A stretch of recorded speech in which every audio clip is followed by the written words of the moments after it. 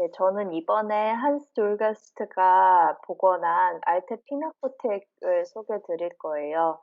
이 건물은 미넨에 위치해 있고요.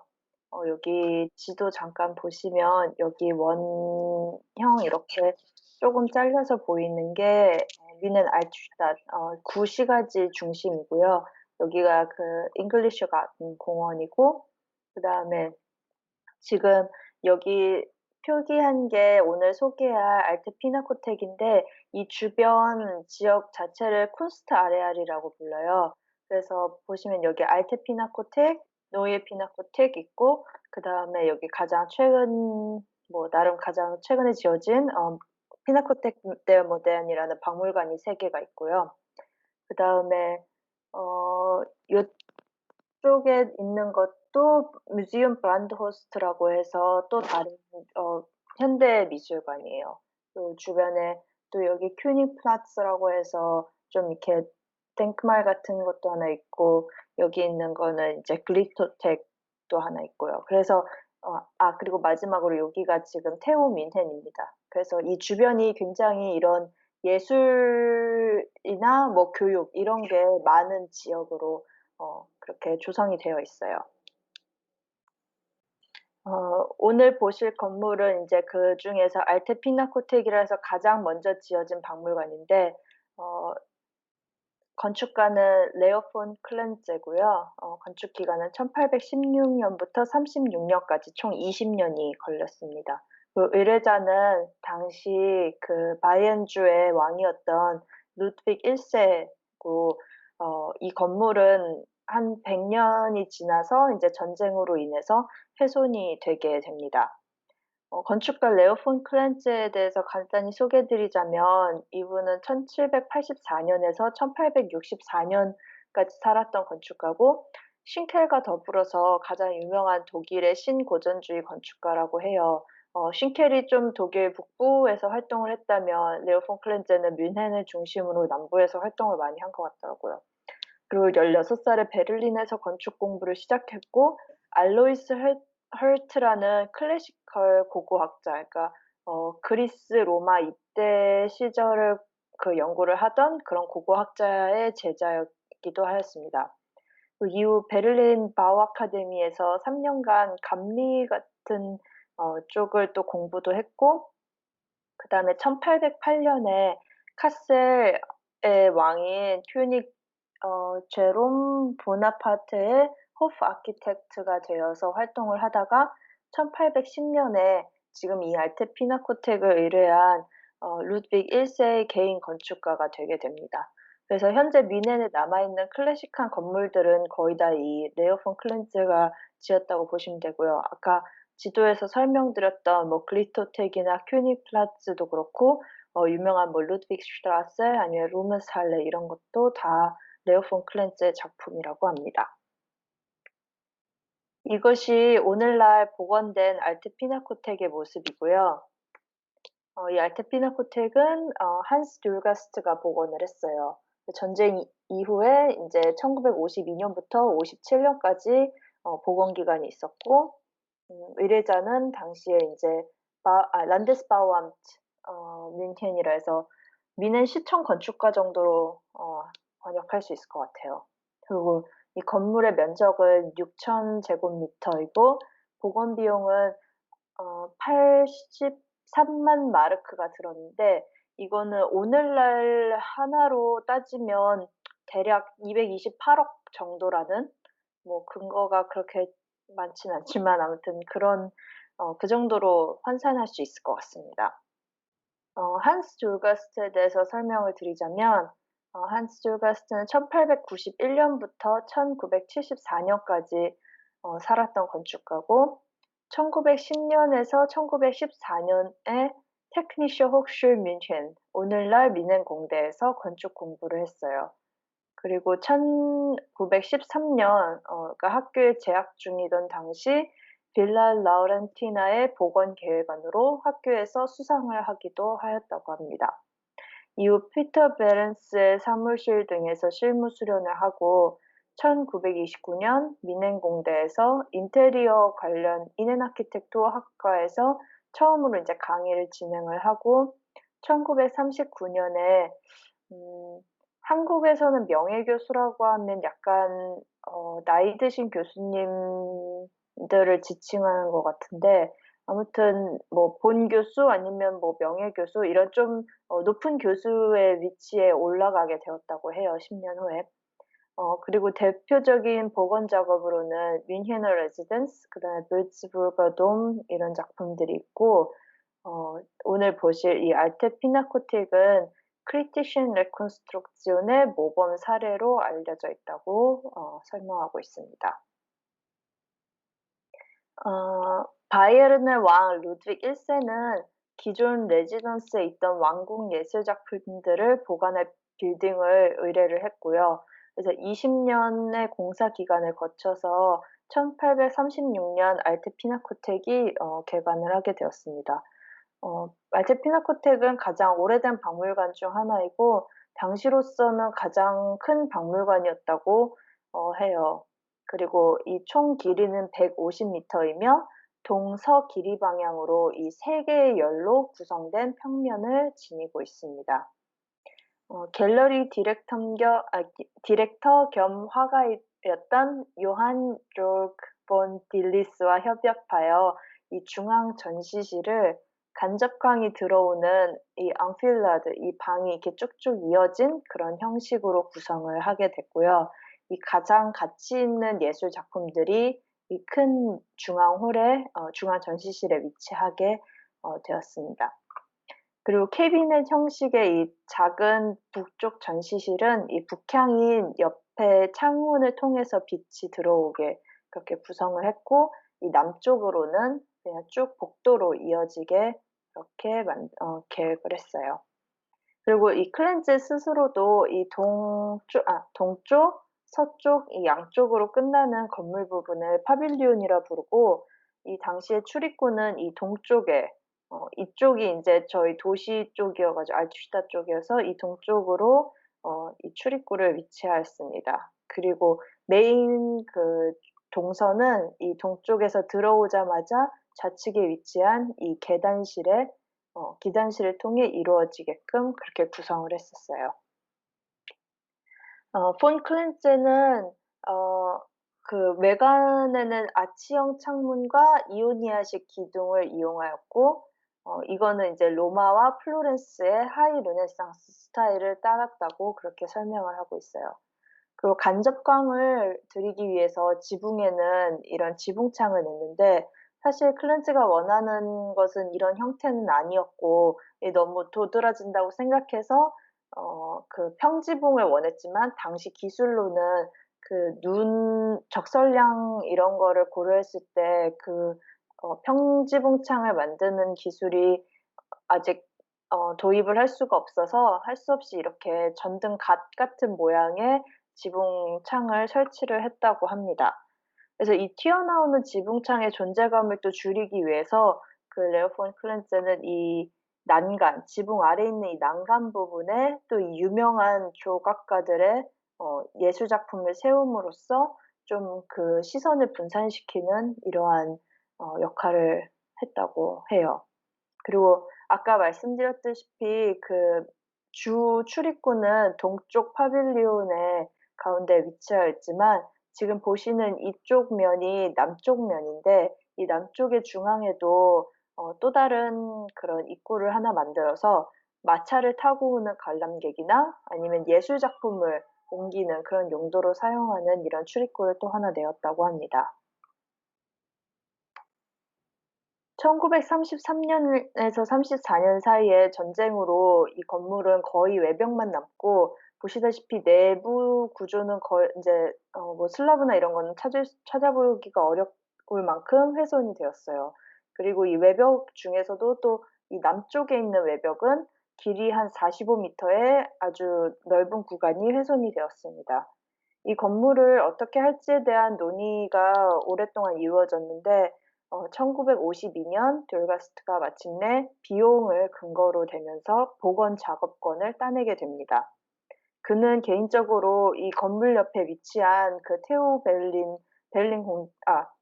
미넨 공대에서 가르치면서 이 건물을 이제 매일 창밖으로 바라보고 그래서 이 어 알테 피나코텍을 어떻게 복원을 하면 좋을까 아주 오랫동안 구상을 해 왔다고 해요. 처음에 돌가스트는 이 파괴된 남쪽 파사드를 주 출입구로 계획했고요. 그다음에 그의 초기 스케치는 사실 지금과는 좀 많이 다른 이미지를 보여주고 있습니다. 1 층은 이 사각형의 작은 모듈로 된 창문들로 지금 여기 보실 수가 있고 2 층은 좀 열려 있는 이런 이미지를 가지고 있고요. 앞쪽에 이 기둥열들이 수직성을 굉장히 강조하고 있어요. 이 기존 훼손된 파사드의 남쪽에 마차가 오가던 출입구역이 약간 남아 있었음에도 불구하고 돌가스트는 이를 처음부터 없앨 계획을 가지고 있었고요. 어 1년 후의 계획안에서는 이 훼손된 남쪽 부분을 따라서 유리로 마감할 것을 제안을 했었다고 합니다. 그래서 이 남아 있는 외벽과 그 파괴된 부분이 이 유리로 이제 강한 대비가 되게끔 그러한 이 아이디어를 가지고 있었는데 이는 매우 급진적으로 받아들여졌고요. 물론 이러한 안이 인제 채택된 것은 아니었고 이제 내부 먼저 공사가 시작되고 있었습니다. 그래서 지금 왼쪽에 보시는 이 그 내벽 같은 걸 세우고 있는 게 인제 내부 공사가 먼저 진행되고 그리고 이 지붕을 놓으면서 이 지붕을 받치기 위해서라도 이 지금 수직의 이 강관으로 된 기둥들이 이 지붕을 받치고 있는 모습을 보실 수 있어요. 그러나 뮌헨 시청 건축가에서는 이러한 돌가스트의 유리로 여기 남쪽 벽을 마감하는 아이디어를 반려하고 벽돌로 파손된 부분을 다시 쌓을 것을 명령했어요. 그 돌가스트는 할 수 없이 조적벽으로 작업하기로 하고 대신 이 기존의 장식적인 요소들은 많이 생략하고 쌓게 됩니다. 그는 아치형 창문 형태는 따랐지만 창틀의 장식은 배제했고 그리고 기둥과 그 상단의 이 엔타블리처 이 부분도 모두 생략했어요. 그래서 새로운 조적벽의 유일한 장식적 요소는 1-2층 창 요 사이에 있는 약간 사각형의 셋백된 이 공간뿐입니다. 이전 슬라이드에서 다시 보시면 여기 이 1-2층 창 사이에 이 약간의 사각형의 뭔가 그러한 모티브가 보이고 있습니다. 새로 사용된 조적은 대부분 무너진 터키의 방호벽에서 가져왔고 이 조적 하나의 크기나 아니면 이 사인 형태 자체는 기존 스타일과 매우 잘 어울린다고 그렇게 묘사를 하고 있어요. 기존 계획안 스케치에서 수직성을 강조했었던 이 지붕을 받치는 기둥들은 뒤에 조적벽으로 채워지면서 상대적으로 그 존재감이 많이 떨어지게 되었고요. 알테 피나코텍의 이 남쪽 파사드 복원은 오늘날까지도 회자되는 건축가와 건축 유산 전문가의 차이를 극명히 보여준다고 평가되고 있습니다. 그래서는 듈가스트를 바우쿤슬러 건물 아티스트라는 단어를 사용하는 등 상당히 급진적인 아이디어를 가진 인물로 표현을 했고요. 듈가스트 스스로도 interpretierenden Wiederaufbaus 해석적 재건이라는 용어를 많이 사용을 했어요.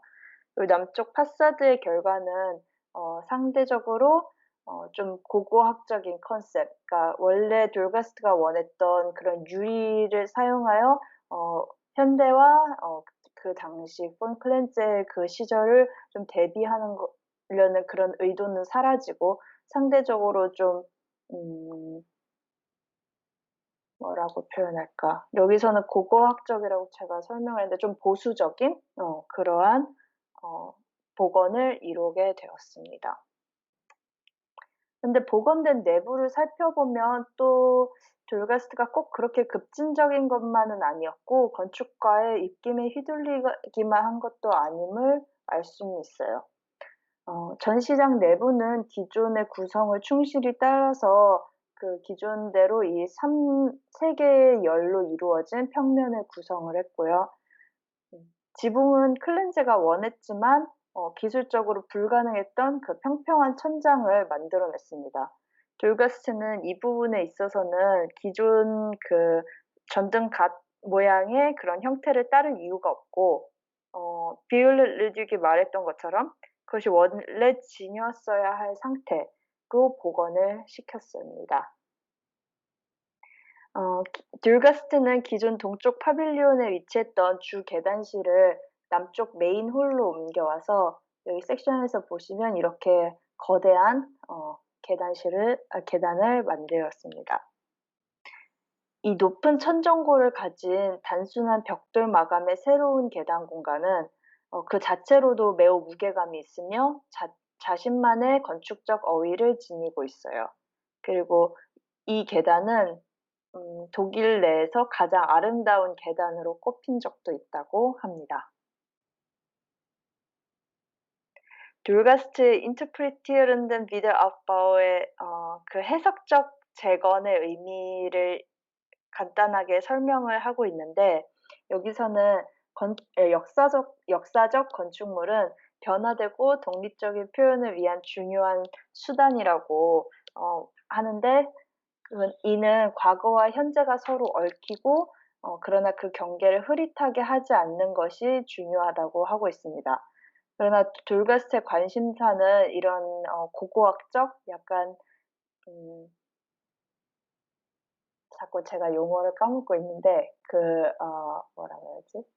보수적인 복원이 아닌 남은 건축물의 잔해를 이용하고 그거를 고려하지만 새로운 시대의 건축이 그 속에서 자신만의 공간이나 위치를 찾기 바라는 그러한 부분에 있어서 약간 해석적 재건을 원했다고 볼 수 있다고 설명을 합니다.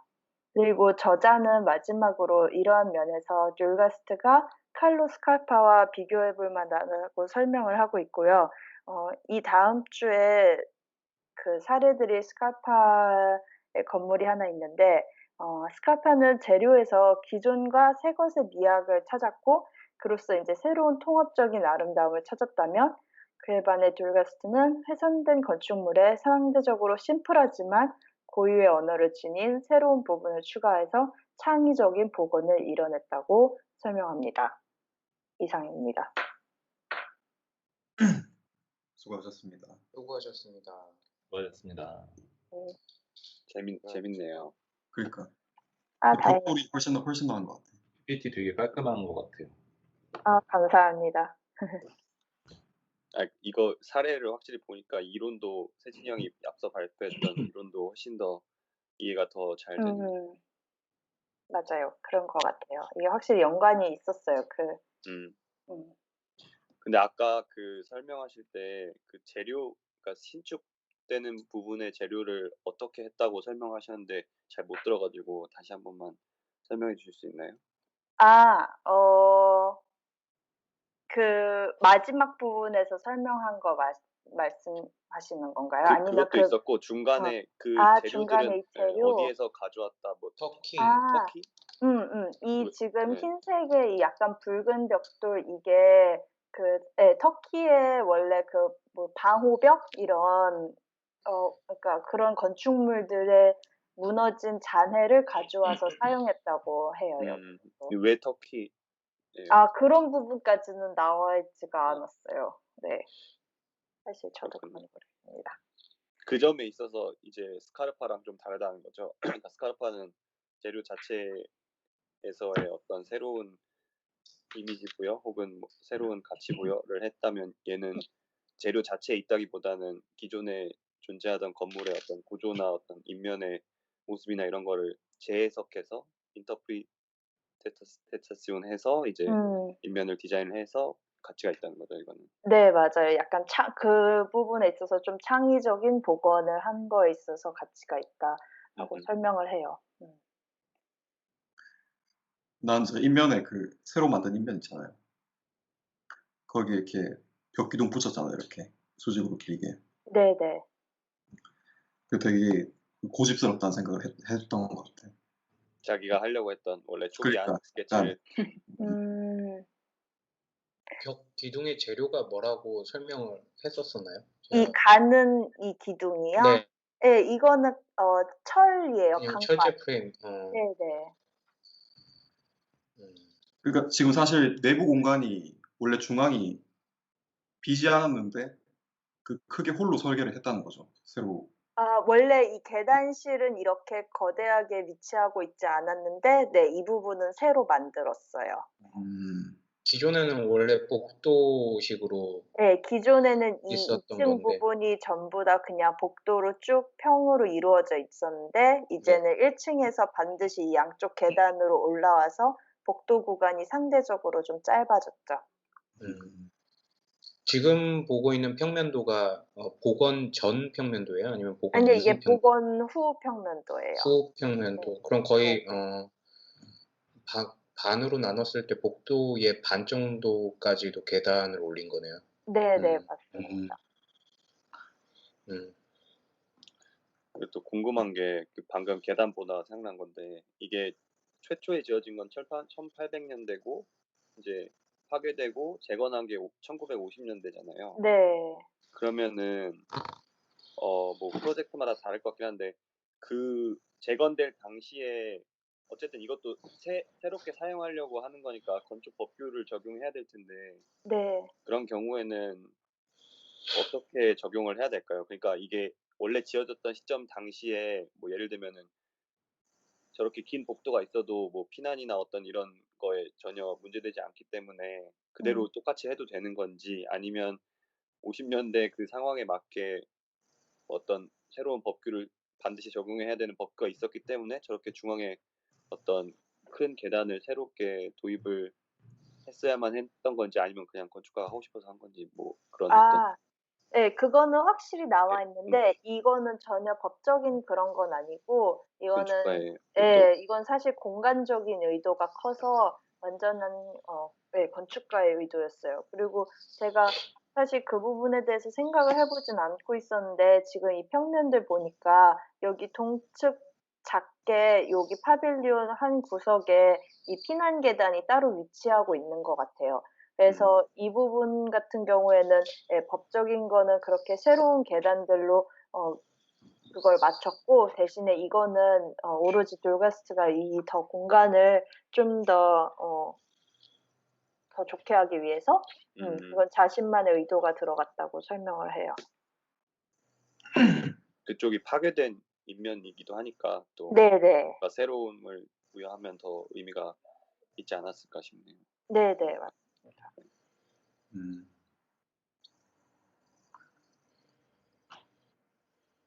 여기가 원래 동쪽이 출입구였는데 북쪽으로 바꾼 거잖아요, 출입구를. 네. 그래서 지금 저희가 보고 있는 쪽이 이게 남쪽. 남쪽이에요. 네. 사실 네. 북쪽은 이미지가 그렇게 많지가 않아요. 상대적으로 그늘이 적고 막 그래서 그런지 대부분의 이 지금 피나코텍의 사진들은 남쪽의 사진이 더 많거든요.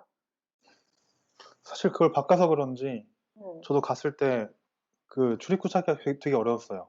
이게 거의 한 바퀴를 빙빙 돌아서, 왜냐면은 정면성이 사실은 북쪽이 좀 방금 말한 대로 약했고, 그리고 지금 봐도 문이 굉장히 작잖아요, 일반 박물관에 비해서. 네네. 오히려 그냥 평면만 보면 남쪽이 출입구인 것 같은 느낌도 들고 그러니까. 맞아요. 근데 제 생각에는 이 사람이 그 중간에 여기 타일로 된 홀을 만들고 싶어 했던 것 같아요. 거기가 되게 높은 청정고에 이렇게 위에도 목재 그 빔이 이렇게 가고 이렇게 되게 멋있는데. 혹시 파괴된 도면에 대한 그 파괴된 후의 도면은 따로 없죠? 없었죠? 얼마나 파괴가 되었는지. 네, 그리고 그러니까 그걸 이제 1, 2, 3 단계로 보면 재밌을 것 같아서 그러니까 최초에 지어졌을 당시랑 파괴되고 나서랑 지금 이렇게. 네, 그 파괴된 그 상태를 뭔가 도면화한 자료는 없는 것 같고요. 근데 여기 책에서도 그렇고 다른 데서도 읽어보면 정말로 이제 내부는 거의 완전히 파괴가 되고 지금 여기서 보시다시피 슬라브 이런 건 전혀 남지 않고 완전히 그 파사드 외벽만 껍질처럼 남아 있었다고 그렇게 설명을 해요.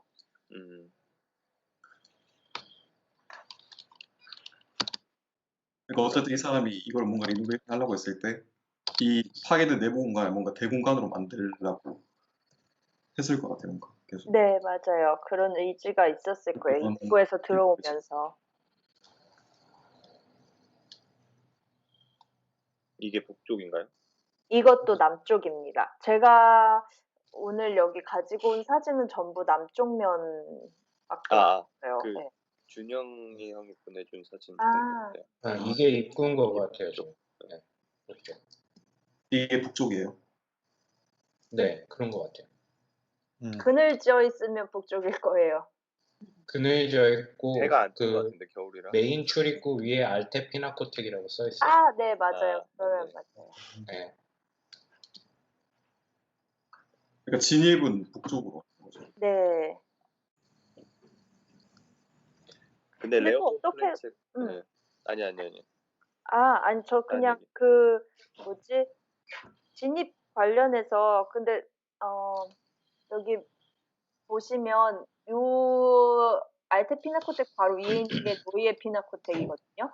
그래서 이 같은 피나코텍 이 시리즈를 생각했을 때는 진입을 북쪽에서 둬서 이 양쪽 건물 그 박물관이 다 보이게끔 접근이 가능하게끔 하는 게 좀 더 일리가 있는 것 같기도 해요. 오늘날에는. 그러겠네. 노예 피나코텍은 그럼 남쪽이 출입구예요? 좋은 질문입니다. 사실 그건 모르겠습니다. 그거 되게 출입구가 여러 개 있어요. 저기가 그 어, 건물도 좀 자세히는 안 보이는데 여러 개가 있잖아요. 이렇게 군들이. 그러니까 건물이 여러 개로 이루어진 건데 저희가 근데 굉장히 오랫동안 공사 중이어서 아마 지금도 안 끝났을지도 모르는데. 맞아요. 아직도 안 끝났어요. 맞아. 작년에 갔을 때 공사하고 있었던 것 같아.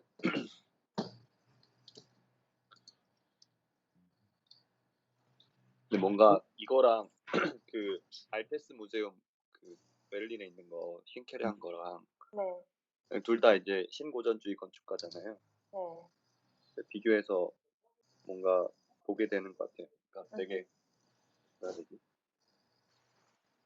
좀 비슷한데 다르다.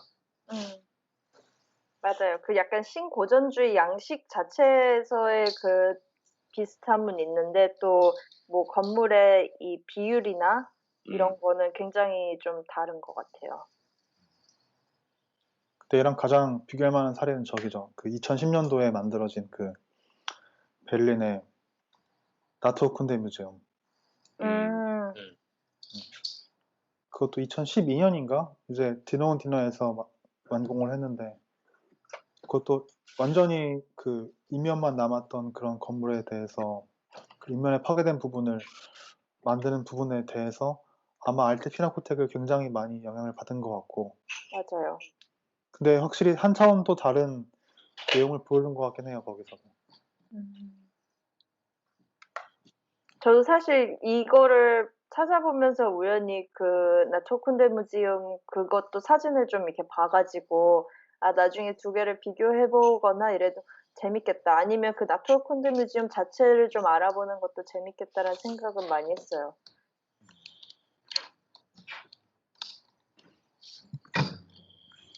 문이 엄청 크네.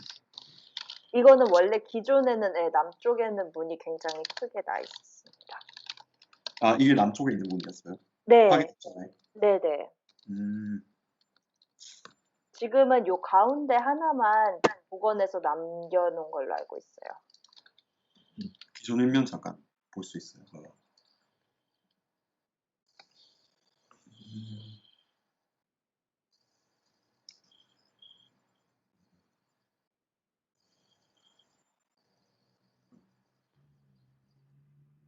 복원된 사진도 한 번 더 보여주세요.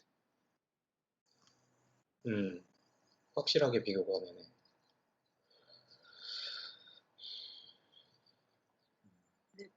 저는 이 부분이 되게 재밌는 것 같아요. 원래 건축가가 저렇게 평평한 모양의 지붕창을 하고 싶었는데 당시 기술이나 그런 요건 때문에 못했는데 다시 이제 재건하는 건축가가 그거를 실현해줬다는 게 좀 그 부분이 좀 저는 되게 재밌었어요. 너가 그때 못했던 걸 내가 이제 해줄게 이런 느낌. 네, 저도 그 부분을 읽으면서 지난주에 저희가 그 비올렐르집도 뭔가 원래 이 그 성당은 그 성당 구조 자체가 이렇게 됐어야 되기 때문에 자기가 이렇게 막 새로 덧대고 이런 걸 했었잖아요, 만들고.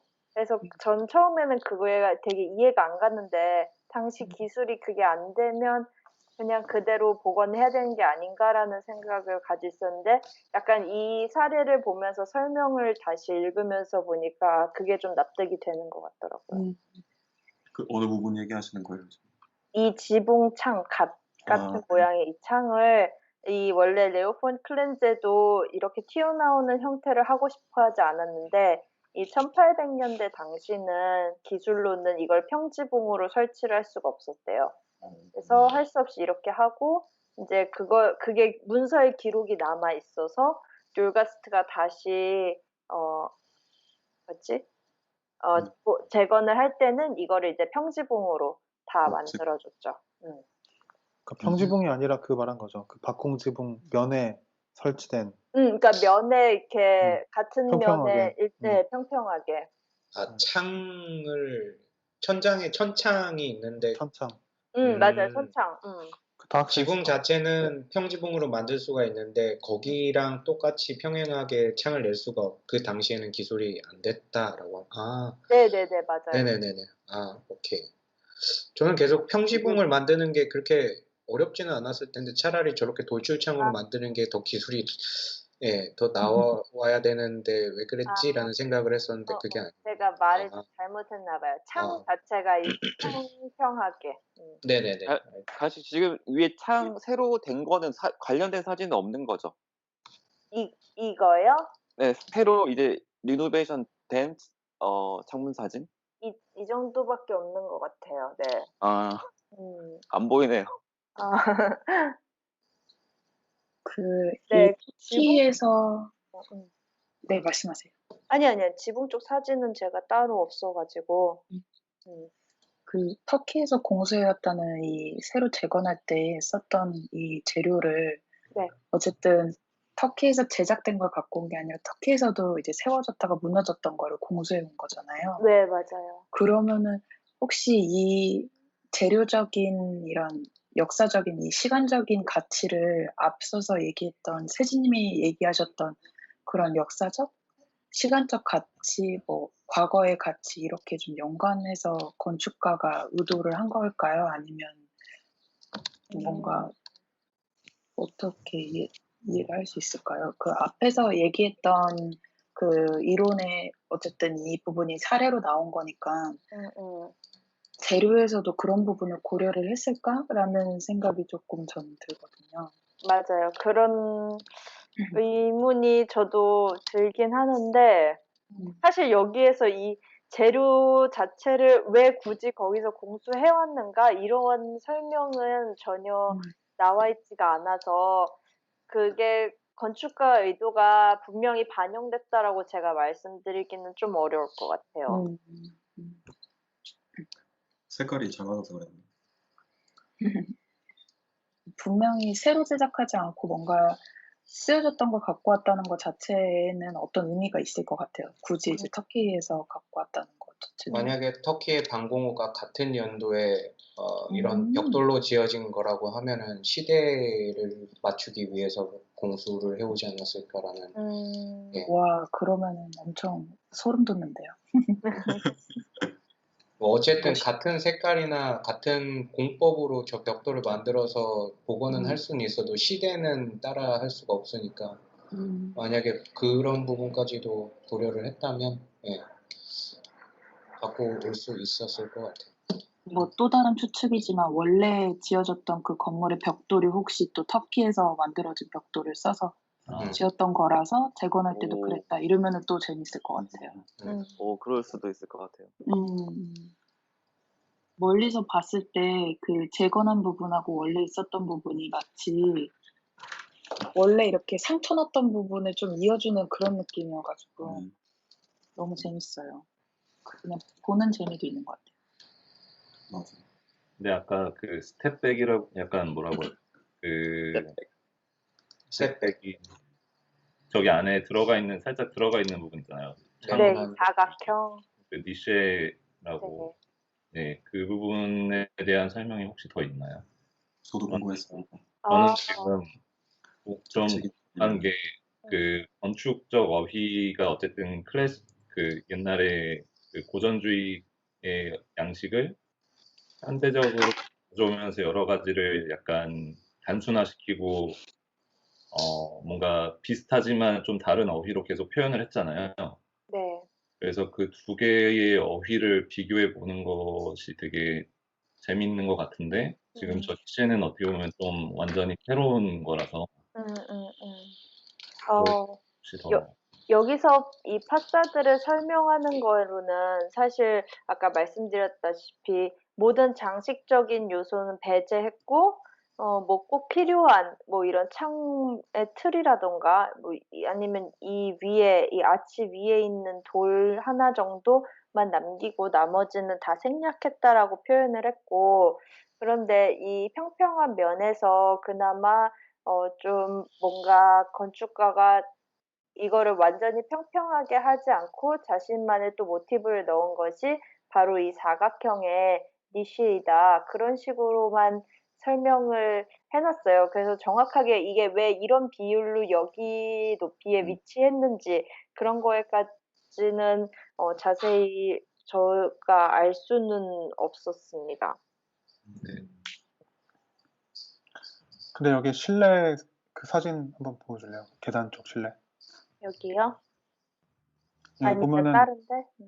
여기 그 제일 위층에 있는 창문 밑에 보면은 이렇게 여기 각도선 잘 안 보이는데 돌출 부분이랑 튀어나온 부분이 있어요. 그러니까 여기에 그러니까 말하자면은 좌우에 이렇게 들어간 부분이 있고 가운데에 튀어나온 부분이 있는데 그 튀어나온 부분이 아마 이면에서 보이는 그 들어간 부분의 크기랑 아마 맞을 거예요. 그래서 사실은 고전적인 거랑 현대적인 거랑 그 큰 차이 중에 하나가 내부가 좀 반영이 덜 되고 이런 게 있잖아요. 고전적인 거는 외부 질서가 강하게 자리를 잡고 있는데 근데 이 사람은 이러한 장식을 통해서 이러한 장식적인 요소가 내부에도 이렇게 반영이 되고 이런 거를 좀 보여주려던 것 같아요.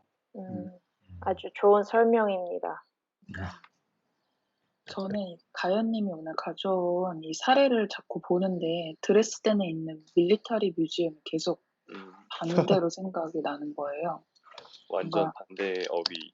네, 여기는 어쨌든 현대적인 시간을 넣으면서도 과거의 것을 좀 계속 이어지는 느낌인데 드레스덴에 있는 밀리터리 뮤지엄도 동시에 이 건물 중앙이 다 파괴가 됐거든요. 근데 이 부분에다가 이제 다니엘 리벤스킨트가 완전히 새로운 거를 삽입을 해버리고 또 의미까지 넣어버리니까 저는 계속 이걸 보면서 이 드레스덴 사례가 되게 반대되는 게 계속 느껴졌었어요.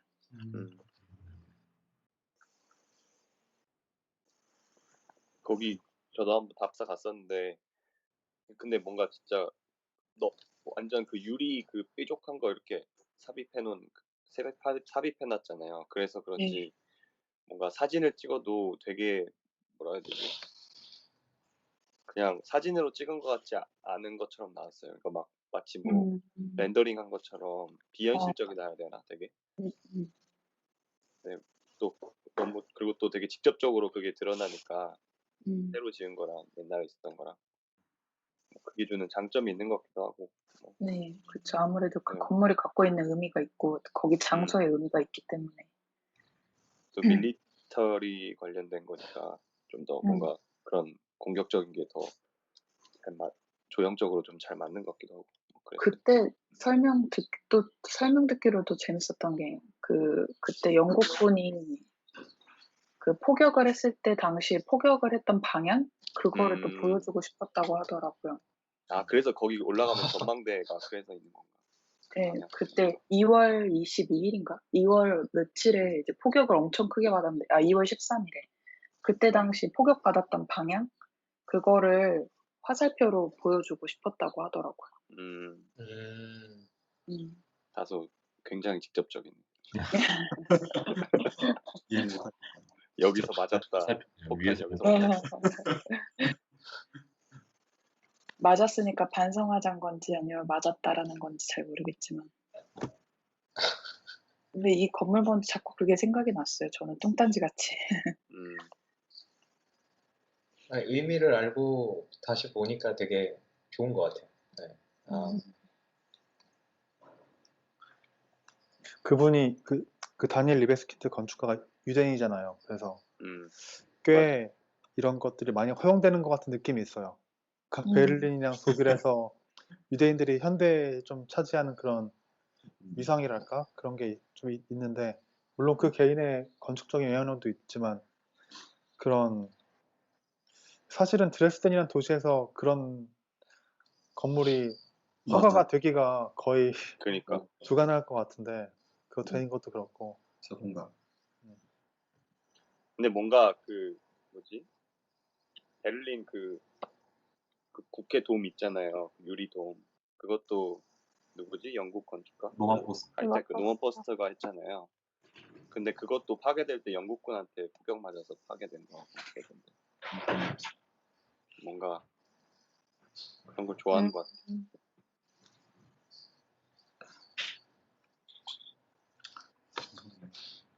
근데 저는 이 일주일 동안 이 건물 알테 피나코텍을 보다가 저는 이 드레스덴 밀리터 뮤지엄 처음 봤는데 너무 충격적인 것 같아요. 그쵸. 약간 저도 이거 보다, 뾰족뾰족. 저도 밀리테어 뮤지엄 보다가 이거 보니까 또 다른 방향으로 충격이었어요. 아, 이렇게 또 잔잔한 부분을 줄 수 있구나. 근데 또 안에 보면 계단은 되게 육중하고 무게감이 있으니까, 아, 이렇게도 또 바뀔 수도 있구나. 맞아요. 그리고 저 질문 하나 또 있는데 이거 알테 피나코텍 할 때 그 벽돌로 어쨌든 재건을 한 거잖아요. 리컨스트럭션 한 건데 네. 벽돌 쌓기 방식이나 어떤 그런 좀 더 구축에 관한 얘기는 없나요? 네. 사실 책에서 설명이 굉장히 좀 짧아서 그럴 것 제가 같긴 해요. 개인적으로 더 조사하고 많이 넣는다고 했는데도 생각보다는 그렇게 자료가 많지가 않아서 저도 막 그런 디테일한 부분까지 다 이런 정보를 얻을 수는 없었어요. 그래서 그런 부분은 잘 모르겠습니다. 그냥 궁금해져서 그러니까 뭔가 내가 저거를 한다라고 생각을 잠시 해봤는데 할 때 좀 그런 쪽으로 생각을 해보면 재밌을 거라 같다라는 생각이 들었거든요. 그러니까 저 벽돌이 아니 저 건물이 구성되는 어떤 구축되는 그 방식이 있었을 거고 그리고 현대에서 또 이제 그 시점에 복원 시점에 할 수 있는 구축 방식이 있을 건데 그 방식 구축 방식을 이용해서 재건을 하는 것도 뭔가 또 하나의 새로운 인터프리테타시온이 되지 않을까라는 생각이 들어서 네, 궁금해서 맞는 말인 것 같아요. 왜 이렇게 어렵지? 인터프리타시온 인터프레타시온 아무튼 그래서 물어봤어요. 네. 저 이거 되게 좋다고 생각하는 게 어쨌든 시에서 이렇게 하라고 해서 벽돌을 사용해가지고 지금 이런 형태가 나온 거잖아요. 네. 그게 뭔가 되게 좋은 것 같아요. 약간 아까 초기한 솔직히 보여줬을 때 그 건축가가 왜 초기에 그냥 이렇게 회랑으로만 이렇게 만든 거 있잖아요. 네. 이거 되게 별로라고 생각했었거든요. 음. 근데 시에서 그렇게 하라고 했으니까 어쨌든 타협해가지고 이렇게 결과물을 만들어낸 건데 이게 뭔가 그런 과정도 뭔가 리노베이션 가치랑 되게 부합한다는 생각도. 나 저는 이것도 되게 좋은 것 같은데. 저는 사실 이 사실을 실질적으로 알고는 좀 약간 배신감이랄까 이런 게 느껴졌는데 왜냐하면 제가 여기 민행공대에서 1년 공부를 했잖아요. 그때는 사실 잘은 몰랐는데 이 알테 피나코텍이 얼마나 훌륭하게 복원된 건물이고 이런 거 대충 이제 주변 친구들이나 같은 학교 애들한테 들어서 알고 있었어요. 그래서 아 이게 되게 가치가 있는 건물이구나 이런 것까지는 알고 있었는데 이 책을 읽으면서 보니까 그게 듈가스트가 되게 건물을 아주 잘 해석하고 그렇게 파사드를 다시 쌓아서 그렇게 이루어진 게 아니라 사실 원래 건축가는 여기다가 엄청 급진적인 모던한 그런 솔루션을 하고 싶어 적용을 했는데 아 건축가에서 안 돼라고 해서 결국엔 이렇게 됐다는 걸 알고 아 이게 과연 건축가의 건물인가 건축과의 건물인가 그거를 좀 생각하면서 약간 혼란이 있었던 것 같아요, 저는. 근데 결국 저도 사실 이거를 파사드를 막음으로써 훨씬 더 완성도가 높다고 생각하기는 해요. 그러니까 초기화 같은 경우에는 기존에 있는 면의 가치를 완전히 뭔가 배제시켜 버렸다고 해야 되나? 그런 느낌이 들어서. 만약 여기가 유리로 남아 있었다면 그 파손된 그거 자체가 뭔가 저는 복원보다는 그러니까 이 해석적 재건이라는 재건의 그게 많이 없어지고 그냥 해석, 새로운 해석에 더 치중하지 않았을까 그런 생각이 많이 드네요. 그 약간 정도의 차이지만 리베스킨트 건물 같지 않았을까 그런 느낌이 드네요. 비더 아웃바우는 아닌 거죠. 그렇게 했으면 그냥 노이 인터프리타치온. 그냥 딱 그렇게 정의할 수 있는. 그러니까 제가 말한 그 앞서 설명한 그런 부분에 대해서도 새로운 부분을 개입시킬 때 어쨌든 타협점이 필요하다. 그러니까 즉 이런 식으로 완전히 그 레디컬한 거보다 과거의 좀 선례를 좀 생각해서 타협점을 맞춰야 된다는 부분 이런 점인 것 같아요. 그러니까 이 리글이라는 사람도 너무 과격한 그런 개입보다는 현대적인 개입 자체는 굉장히 장려하는 편이지만 그거의 적정선. 그렇죠. 그걸 해석이라고 본 것 같아요. 해석을 해서.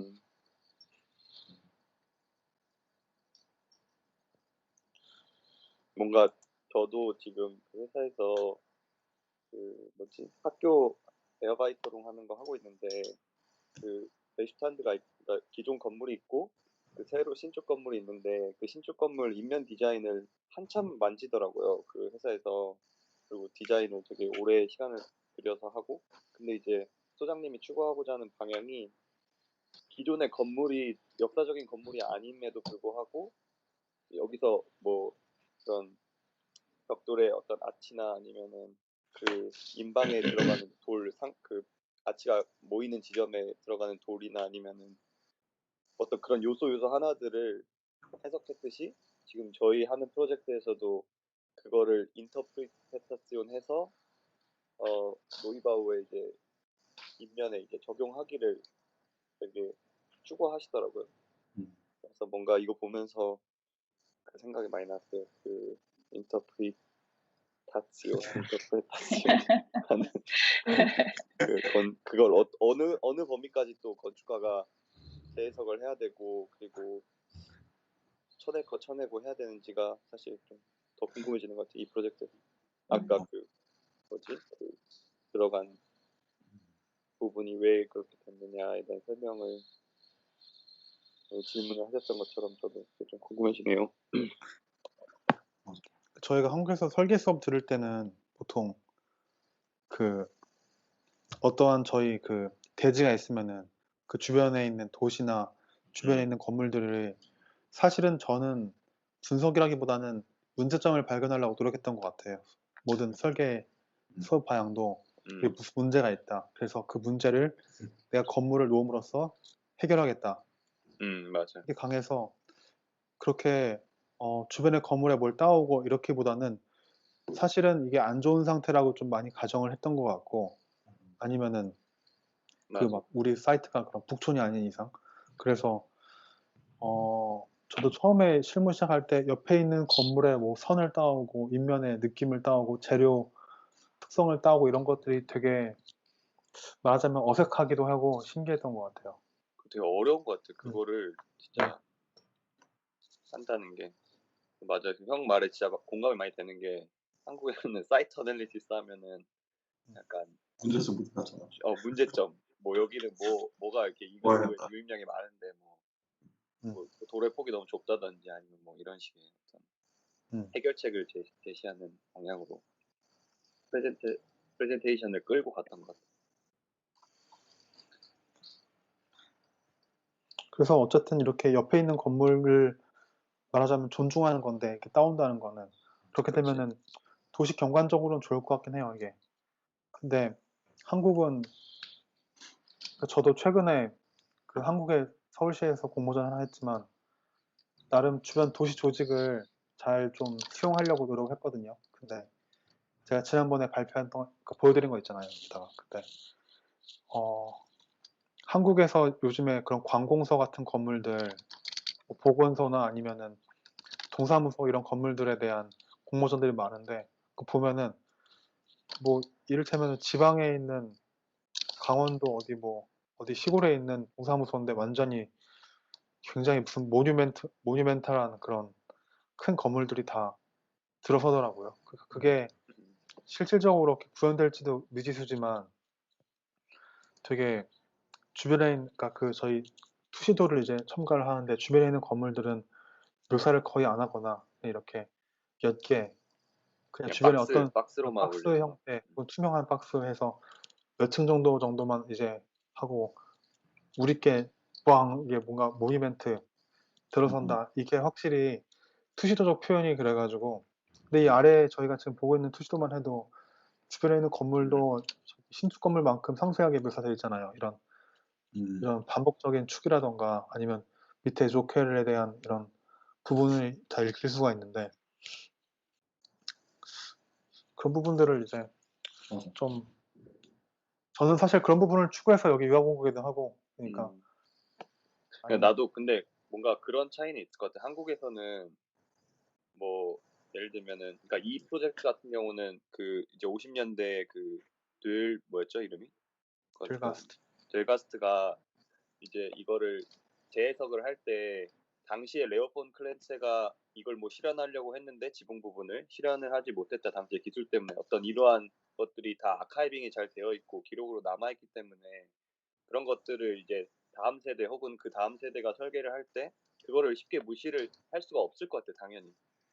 그렇기 때문에 뭔가 이런 전체적인 어떤 건물의 역사나 아니면 그 주변의 역사나 이런 거를 같이 좀 더 많이 고려해서 설계하는 게 여기서는 일반적이라면 한국에서 뭐 예를 들면 아까 형이 예를 들었듯이 동사무소를 짓는데 좀 더 모뉴멘탈하고 그런 걸 하게 되는 이유는 뭔가 주변에서의 그런 이런 잘 아카이빙이 된 혹은 뭔가 잘 선례로 남을 만큼 잘 지어진 건물들이 좀 없기 때문에 그런 좀 더 뭔가 새로운 거를 찾는데 건축가들이 초점을 맞추는 게 아닌가라는 생각이 좀 들어요. 약해지. 근데 저도 뭐 그게 좋아서 유럽에 온 거고 그런 걸 더 배우고 싶은 건 맞는데 그럼 한국에서는 내가 만약에 나중에 돌아가서 실무를 하게 된다면 뭐 어디서 그거를 찾아야 되는가는 그런 고민은 될 것 같아요. 네덜란드가 굉장히 그런 거를 잘하고 있어요. 로테르담인가가도 거기도 이제 폭격을 받고 전쟁 때 건물이 거기는 세 채만 살아남았나? 왜냐면 로테르담 도시가 나치 정권에 굉장히 반하는 그런 경제적인 부분에 있어서 뭐 말을 잘 안 들었나 그래서 그런 보복성으로 굉장히 심하게 폭격을 했어요. 로테르담에다가. 그래서 건물이 거의 안 남아서 다시 질까 했었는데 근처에 있는 뭐 데나그나 암스테르담은 여기처럼 위더 아우프바우를 굉장히 많이 했어요. 근데 로테르담이라는 도시는 도시 특성상 그 국가 내에서도 좀 독립적인 성격도 있고 해서 새로운 질서를 찾아가자. 그러니까 전통적인 기반 없이. 그래서 아까 상도가 말한 아카이빙을 이제 시작을 한 거죠, 거기도. 이제 우리가 빈 땅에서 뭘 할 수 있을까에 대한 아카이빙을. 그래서 보면은 건축 아카이브 뮤지엄은 아니고 건축 아카이브가 있는데 가보니까 진짜 신기한 게 그런 저희 왜 스티로폼이나 아이소핑크로 만든 스터디 모델 있잖아요. 진짜 어릴 만한 거 그런 걸 다 모아놨어요. 모든 그런 거를. 그래서 대단하다. 유명한 건물이 있다. 그럼 그거에 대한 그 섹션이 있어서 거기에서 이제 모든 것들을 다 모아놔서 이 아이디어가 어떻게 발전됐는지를 다 기록을 해놓은 것 같아요. 그러니까 뭔가 그런 게 한국도 요즘 많이 하고는 있는 것 같지만 모르겠어요. 잘 그런 게 그래서 막 예전에 그 전시 되게 좋다고 생각했었는데 그 한국의 어느 건축가 분이었는데 누군지 기억 안 나는데 그분이 제안하신 게 그 낙선작들을 이제 모아서 전시를 하자 혹은 이제 정말 설계 열심히 했지만 짓지 못한 것들 어떤 그런 것들을 이제 모아서 전시를 한번 해보자. 그래서 뭐 음. 그런 거 모형 같은 거 뭐 받는다 뭐 이렇게 그 기획하시는 걸 보긴 봤거든요. 근데 그걸 했는지 안 했는지 모르겠는데 뭔가 그런 중요한 것 같아요. 그런 거.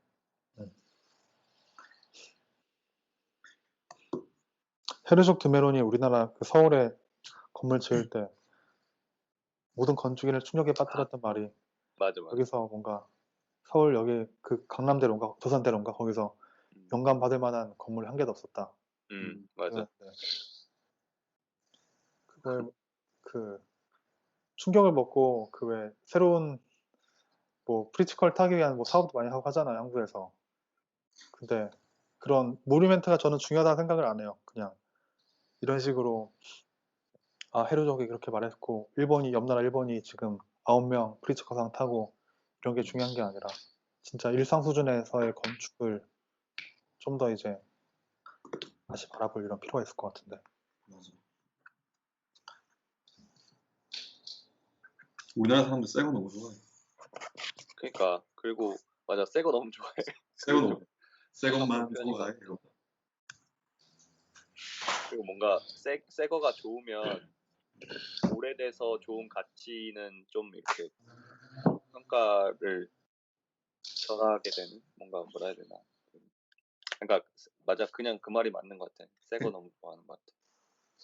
근데 약간 반대인 게 새 거라고 하는 기준이 그냥 과거 현대적인 그냥 건축물을 지금의 건축물로 바꾸는 건 좋아하는 것 같기는 한데 사실 디자인적인 면이나 어떤 건물이 더 좋아요? 라고 물어봤을 때 한옥 건물 좋아하는 사람들 되게 많거든요. 맞아요. 진짜 많죠. 전통 가옥이나 한옥 건물들을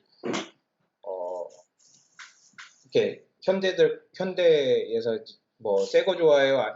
예전 거 좋아해요? 라고 그냥 극단적으로 놓고 봤었을 때 그 말은 조금 안 맞는 것 같긴 해요. 그냥 예전에 한 60년대, 70년대 지어져 있던 건물들이 워낙 그냥 낙후하고 워낙 좀 볼품 없어갖고 그거를 새로 짓는 거를 사람들이 좋아하는 거지 새 것만 좋아한다라고는 근데 한옥 말하기 좋아하는 힘든 것 같아요. 사람들도 새로 지은 한옥을 좋아하는 거 아니에요? 오래된 한옥을 좋아하는 게 아니라. 그렇기는 하죠. 그것도 어떻게 보면은 복원이기는 한데 예전에 한옥 자체가 사람들이 똑같이 지어놓고 사세요 했었을 때는 사실 지금 환경하고 예전 환경하고 틀리기 때문에 이거를 어느 정도 개선을 해서 살아야 되기는 하잖아요. 그대로 그렇죠, 굳이 살 필요는 없으니까 이거는 그대로 살면 너무 춥고 생활하는 덥고 이럴 수 건물이다 보니까 있으니까. 그렇죠. 예.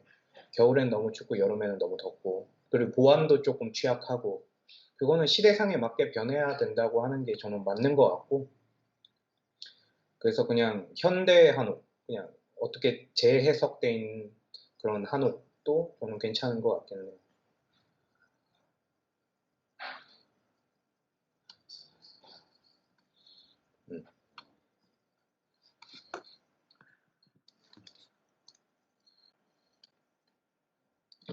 근데 막 한국의 어떤 그런 주변에 컨텍스트 없고 뭔가 그런 문제들이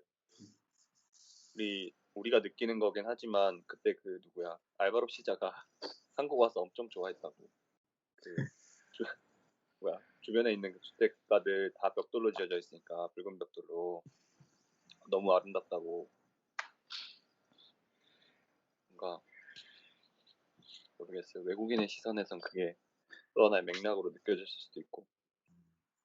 상대적인 게 아닐까 생각됩니다. 저는 한국에 있다가 여기 와서 여기 건물들이 예쁘다고 생각을 하고 되게 규칙성이 있어서 좋다고 생각을 했는데 반대로 그냥 예능만 봐도 외국에 있던 뭐 핀란드나 아니면 북유럽이나 독일도 그렇지만 독일에서 뭐 한국을 방문했던 사람들이 한국을 보고 특히 서울 건물들을 보고 와 되게 현대적이다 여기 좋다라고 생각하는 개념이 그 사람들은 지금 이런 거에 현재 자기들이 살고 있는 거에 익숙해져서 상반되는 거를 더 이제 크게 부각되는 게 아닌가라고 생각이 그냥 문화적인 이질감을 보면 아름다움이 있고 K-pop 자기가 지금까지 경험하지 못한 거에 대한 그런 상대적인 이질감에 대한 환상?